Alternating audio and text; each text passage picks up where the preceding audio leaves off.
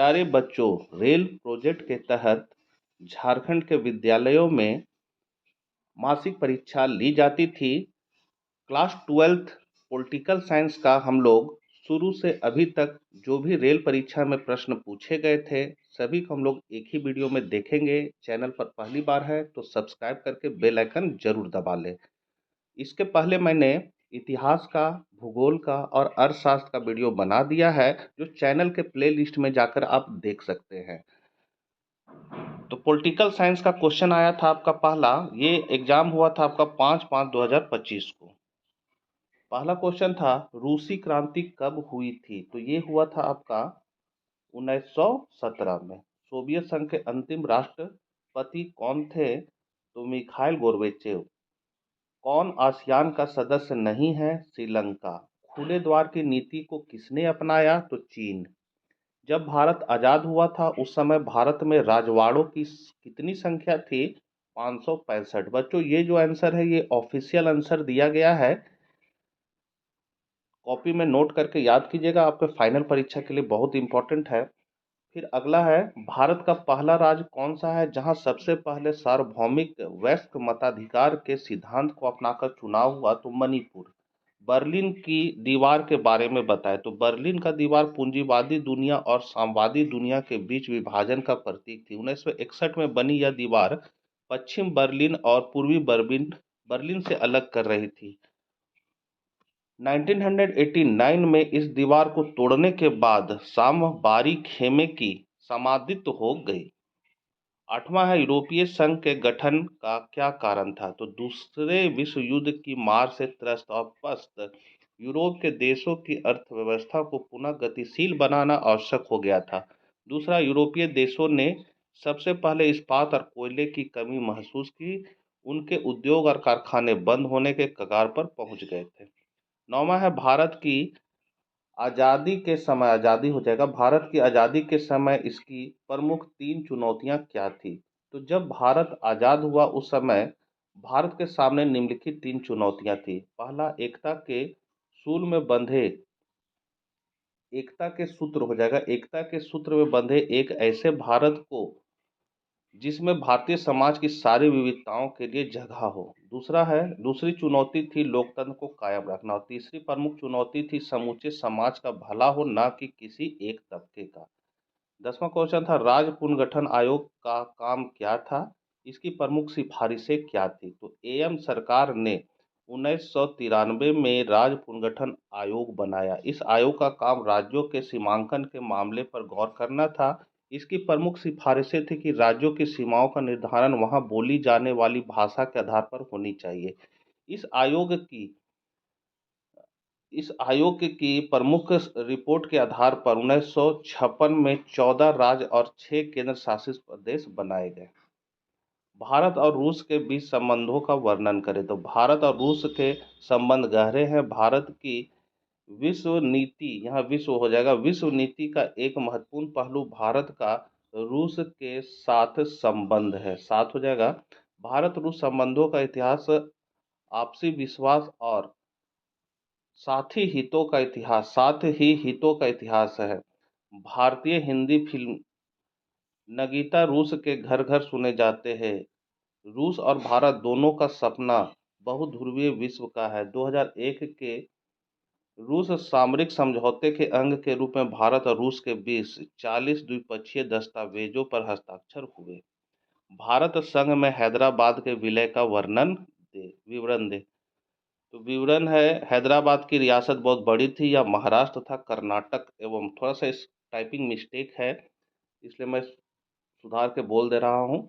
यह महाराष्ट्र तथा कर्नाटक एवं आंध्र प्रदेश वर्तमान के कुछ हिस्से शामिल थे, वहां निजाम का शासन था। फिर है, हैदराबाद आंदोलन गढ़ बना। निजाम ने अपने अर्धसैनिक बल, जिसे राजाकर राजाकर कहा जाता था, यह अव्वल दर्ज का सांप्रदायिक और अत्याचारी था। इसने खासकर गैर मुसलमानों को अपना निशाना बनाया, लूटपाट मचाई और हत्या तथा बलात्कार जैसे कुकृत्य किए। 1944 से 1948 में भारतीय सेना रजाकारों पर काबू करने के लिए हैदराबाद आई, दोनों के बीच लड़ाई चली और निजाम ने आत्मसमर्पण कर दिया। इसके साथ ही हैदराबाद का भारत में विलय हो गया। अब है 11/6/2025 को क्वेश्चन आया था, निर्वाचन आयोग की स्थापना किस अनुच्छेद के द्वारा की गई है? तो अनुच्छेद 324। कामराज योजना कांग्रेस द्वारा कब लागू किया गया था? 1963। कांग्रेस के किस अधिवेशन में पूर्व स्वराज का लक्ष्य लागू किया गया था? तो लाहौर अधिवेशन 1929। निम्नलिखित में से कौन सार्क का सदस्य देश नहीं है? इंडोनेशिया। दक्षिण एशिया के मध्य में स्थित कौन सा देश दक्षिण एशिया के अधिकांश देशों के साथ अपनी सीमाएं साझा करता है? तो भारत। दक्षेस का पहला सम्मेलन कहाँ हुआ था? बांग्लादेश। कौन एक हिमालयी देश है जहां संवैधानिक राजतंत्र है? यह देश भी हर तरह भूमि से घिरा हुआ है। तो भूटान। विश्व बैंक की मदद से भारत और पाकिस्तान के बीच सिंधु जल संधि पर हस्ताक्षर कब हुआ था? तो इस संधि पर कराची में 19 सितंबर 1960 को भारत के प्रधानमंत्री जवाहरलाल नेहरू और पाकिस्तान के राष्ट्रपति अयूब खान ने हस्ताक्षर किए थे।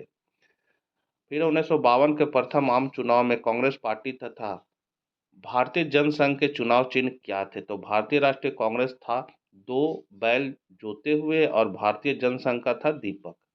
कामराज योजना का क्या उद्देश्य था? तो कांग्रेस पार्टी के वरिष्ठ नेतागण सरकारी पदों को छोड़कर संगठन में काम करें ताकि पार्टी को पुनः ऊपर उठाया जा सके।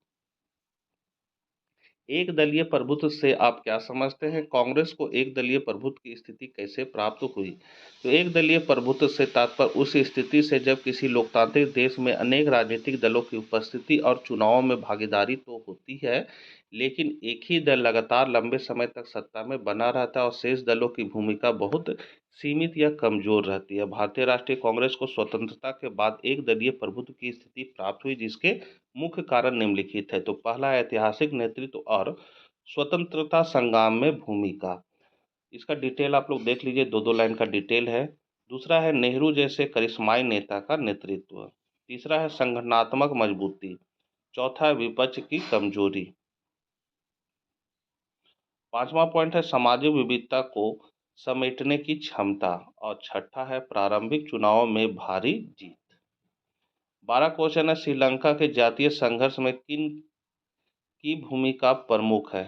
तो आज़ादी के बाद से श्रीलंका की राजनीति और बहुसंख्यक सिंहली समुदाय के हितों की नुमाइंदगी करने वालों का वर्चस्व रहा। ये लोग भारत छोड़कर श्रीलंका आबसी एवं बड़ी तमिल आबादी के खिलाफ है। सिंहली राष्ट्रवादियों का मानना था कि श्रीलंका सिर्फ सिंहली लोगों का है। तमिलों के प्रति उपेक्षा भरे बर्ताव से एक उग्र तमिल राष्ट्रवाद की आवाज बुलंद हुई। 1983 के बाद से उग्र तमिल संगठन लिबरेस टाइगर्स ऑफ तमिल इमल लिट्टे, जिसको कहेंगे शॉर्टकट में, श्रीलंकाई सेना के साथ सहस्त्र संघर्ष कर रहा है। इसने तमिल इलम यानी श्रीलंका के तमिलों के लिए एक अलग देश की मांग की। श्रीलंका के उत्तरी पूर्वी हिस्से पर लिट्टे का नियंत्रण था।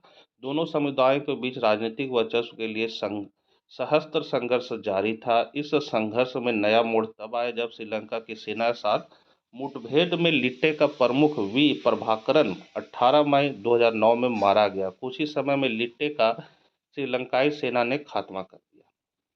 7/7/2025 को आया था क्वेश्चन, भारत संयुक्त राष्ट्र संघ में किस वर्ष शामिल हुआ? तो 1945। निम्नलिखित में कौन सा संयुक्त राष्ट्र का प्रमुख अंग नहीं है? तो विश्व व्यापार संगठन।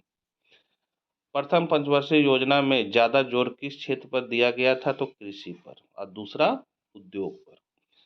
बॉम्बे प्लान की शुरुआत किस वर्ष में हुआ था? 1944। भारत और चीन के मध्य युद्ध कब हुआ था? 1962। ताशकंद समझौता किस वर्ष हुआ था? 1966। नियोजित विकास के मुख्य उद्देश्य क्या था? तो नियोजित विकास के मुख्य उद्देश्य आर्थिक विकास को बढ़ावा देना, गरीबी को कम करना, आत्मनिर्भरता हासिल करना, सामाजिक न्याय एवं जीवन स्तर में सुधार करना है। भारत और पाकिस्तान के मध्य विवाद के मुद्दे क्या है? तो भारत और पाकिस्तान के बीच विवाद के मुख्य मुद्दे कश्मीर विवाद, सीमा विवाद सक्रिय, आतंकवाद और सिंधु जल संधि है। इन विवादों के कारण दोनों देशों के संबंध तनावपूर्ण रहे हैं। फिर है एमनेस्टी इंटरनेशनल क्या है? तो एमनेस्टी इंटरनेशनल एक स्वयंसेवी संगठन है। यह पूरे विश्व में मानवाधिकारों की रक्षा के लिए अभियान चलाता है। यह संगठन मानवाधिकारों से संबंधित रिपोर्ट तैयार कर उसे प्रकाशित करवाता है। विश्व व्यापार संगठन की स्थापना कब हुई थी एवं 2016 के अनुसार इसकी सदस्य संख्या कितनी थी? तो स्थापना 1995 में है और 2016 के अनुसार 164 इसके सदस्य हैं। संयुक्त राष्ट्र संघ के अंग कितने एवं कौन कौन से हैं? तो इसके 6 अंग हैं: सुरक्षा परिषद, आम सभा, आर्थिक और सामाजिक परिषद, अंतर्राष्ट्रीय न्यायालय, सचिवालय और न्यासिता परिषद। आज़ादी के समय विकास के सवाल पर प्रमुख मतभेद क्या थे? क्या इन मतभेदों को सुलझा लिया गया? तो आज़ादी के बाद देश के समक्ष सबसे बड़ी चुनौती विकास और नियोजन की थी। राष्ट्र का नेतृत्व करने वालों के सामने यह सवाल था कि विकास के लिए किस मॉडल या अर्थव्यवस्था को अपनाया जाए। उस समय 2 प्रकार की अर्थव्यवस्थाओं के मॉडल्स हमारे समक्ष थे। एक था पूंजीवादी मॉडल जो विकास के लिए औद्योगिकीकरण पर बल देता था तथा दूसरा साम्यवादी मॉडल था जो विकास के लिए कृषि एवं गरीबों के उत्थान पर विशेष बल देता था। सभी नेता असमंजस में थे कि कौन सा मॉडल विकास के लिए अच्छा रहेगा। इसको लेकर सभी दलों एवं संगठनों के नेताओं में भी आंतरिक मतभेद था, परंतु आपसी सहमति एवं विकास को ध्यान में रखते हुए अंततः मिश्रित अर्थव्यवस्था मॉडल को अपनाकर मतभेद को सुलझा लिया गया। 4/8/2025 को क्वेश्चन आया था, भारत पहला परमाणु परीक्षण कब किया था? तो 1974। आतंकवाद सुरक्षा के लिए खतरा की किस श्रेणी में आता है? तो अपरंपरागत। परमाणु अप्रसार संधि पर भारत कब हस्ताक्षर किया? तो इनमें से कोई नहीं है। मिलान करना है। जय जवान जय किसान किसने दिया था? तो यहाँ पर हो जाएगा जय जवान जय किसान लाल बहादुर शास्त्री। इंदिरा हटाओ सिंडिकेट, गरीबी हटाओ इंदिरा गांधी। तो ए का 3 हो जाएगा, बी का हो जाएगा 1 और सी का हो जाएगा 2। ए ऑप्शन हो जाएगा। निम्न में से कौन से प्रधानमंत्री की मृत्यु विदेश में हुई थी? तो लाल बहादुर शास्त्री। प्रिवी पर्स कब समाप्त कर दिया गया? 1971। सुरक्षा क्या है? तो रक्षा का बुनियादी अर्थ है खतरे से आज़ादी। भारत चीन युद्ध कब हुआ? 1962 ईस्वी। प्रिवी पर्स क्या है? तो प्रिवी पर्स जो है भारत के आज़ादी के पूर्ववर्ती रियासतों के शासकों को दी जाने वाली एक विशेष वित्तीय सहायता तथा अनुदान था। 1960 के दशक में कांग्रेस पार्टी के संदर्भ में सिंडिकेट का क्या अर्थ है? तो सिंडिकेट कांग्रेस के भीतर ताकतवर एवं प्रभावशाली नेताओं का समूह था। इस समूह के नेताओं के द्वारा पार्टी के संगठन पर नियंत्रण था। सिंडिकेट में के कामराज एस के पाटिल प्रमुख थे। परमाणु अप्रसार संधि से क्या समझते? तो परमाणु अप्रसार संधि एक अंतर्राष्ट्रीय संधि है। सही माने में यह एक अस्त्र नियंत्रण संधि थी क्योंकि इसने परमाणविक हथियारों के उत्पादन को कायदे कानून के दायरे में लाकर खड़ा कर दिया। जिन देशों ने 1967 से पहले परमाणु हथियार बना लिए थे या उनका परीक्षण कर लिया था, उन्हें इस संधि के अंतर्गत उन हथियारों को रखने की अनुमति दी गई थी जो 1967 तक ऐसा नहीं कर पाए थे। उन्हें ऐसे हथियारों को हासिल करने से वंचित कर दिया गया। फिर 1970 के दशक में इंदिरा गांधी की सरकार क्यों लोकप्रिय हुई थी? इसके पीछे निम्नलिखित कारण है। पहला है भारत पाक युद्ध 1971 जिसमें भारत विजय, 14 बैंकों का राष्ट्रीयकरण, पृथ्वी पर्स की समाप्ति और गरीबी हटाओ जैसे कार्यक्रम चलाए एवं उत्पादन और राजस्व में वृद्धि हुई। 6/10/2025 को क्वेश्चन आया था, टिहरी बांध किस राज्य में स्थित है? तो उत्तराखंड। मेधा पाटकर किस आंदोलन से संबंधित है? नर्मदा बचाओ आंदोलन। भारत में आपातकाल की घोषणा किस वर्ष की गई? 1975। चिपको आंदोलन संबंधित है जंगल से। भारत में 1977 में प्रथम गैर कांग्रेसी प्रधानमंत्री कौन बना था? तो मोरारजी देसाई। गरीबी हटाओ का नारा किसने दिया था? इंदिरा गांधी। पर्यावरणीय आंदोलन से आप क्या समझते हैं? तो एक सामाजिक आंदोलन जो हानिकारक मानवीय गतिविधियों से प्राकृतिक दुनिया और प्राकृतिक संसाधनों की सुरक्षा की वकालत करता है। रियो शिखर सम्मेलन का क्या महत्व है? यह कब और कहाँ हुआ था? तो इसने पर्यावरणीय मुद्दों को अंतर्राष्ट्रीय चर्चाओं में सबसे आगे रखा और सतत विकास की अवधारणा को बढ़ावा दिया। यह 1992 में ब्राजील के रियो डी जेनेरियो में आयोजित किया गया था।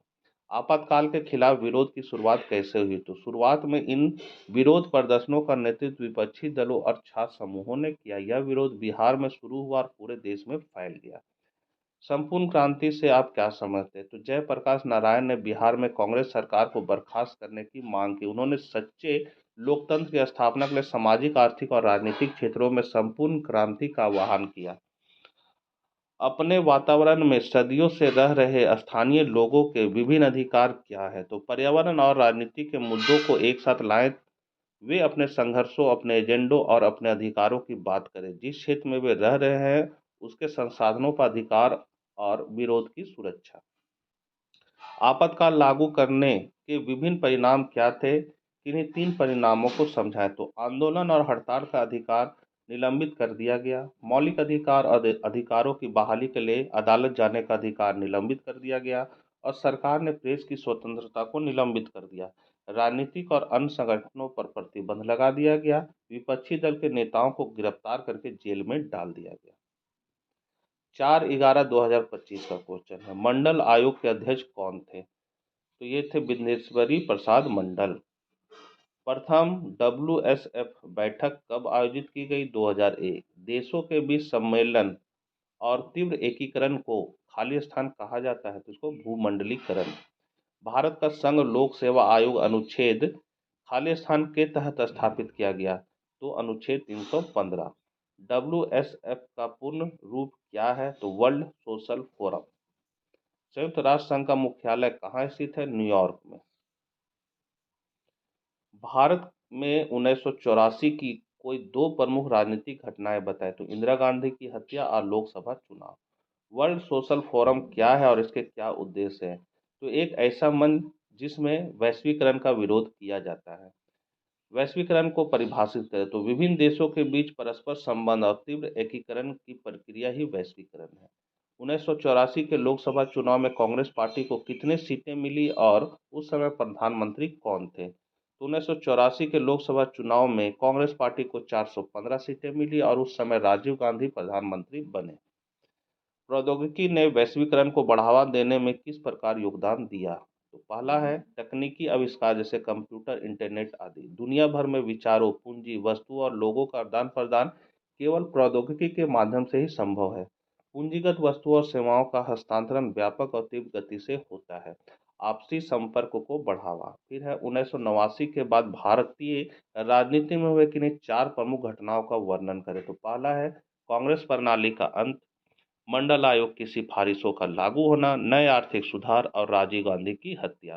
तो ये सभी प्रश्न ऑफिशियल JCRT द्वारा रेल प्रोजेक्ट में पूछे गए थे आपके मासिक परीक्षा में, और इसका आंसर जो है वो ऑफिशियल ही जारी किया गया था। फाइनल परीक्षा के लिए बहुत महत्वपूर्ण है। तो राजनीतिक शास्त्र के बच्चों को यह वीडियो जरूर शेयर करें। चैनल पर नए हैं तो सब्सक्राइब करके बेल आइकन दबा लें। मिलते हैं हम लोग नेक्स्ट वीडियो के साथ। जय हिंद, जय भारत।